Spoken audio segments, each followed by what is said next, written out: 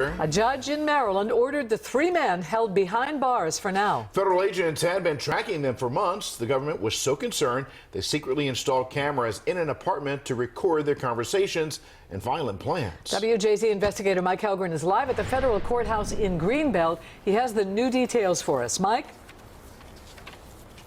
Denise and Vic, the government went to extraordinary lengths, and for weeks these men were recorded saying vile, racist things, and also the federal prosecutors say plotting the disruption of government.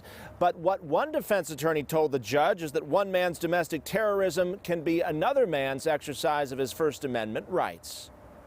Federal prosecutors say this is suspected white supremacist Patrick Matthews disguising himself with a gas mask and talking about creating civil war. Mr. Matthews recorded a video urging his fellow white supremacists to derail trains, murder people, poison water supplies, in order to spark what he called a violent revolution for the white race. Federal agents used a special warrant to gain access to his apartment in Delaware, where they say he made a machine gun and was stockpiling ammunition.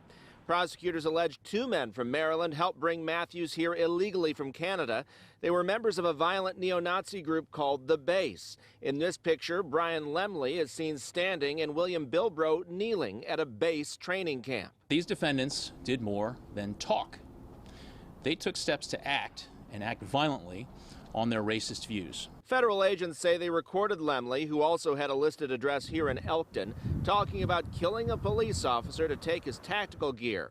If there's like a police cruiser parked on the street and he doesn't have backup, I can execute him at a whim and just take his stuff. The FBI says the men were headed to a gun rights rally in Virginia this week and planned a violent attack. Put simply, this domestic terrorism investigation likely saved lives. Lemley waived his right to a hearing. Matthews argued this was a violation of his freedom of speech, but was kept behind bars.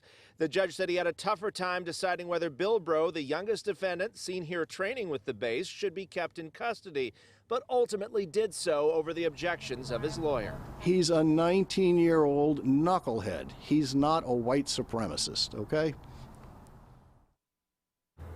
And in court here today, prosecutors showed a picture of that 19-year-old wearing a mask and slaughtering a goat at one of those neo-Nazi training camps. All three men will be back here in court next week. Reporting live in Greenbelt, Mike Helgren, WJZ.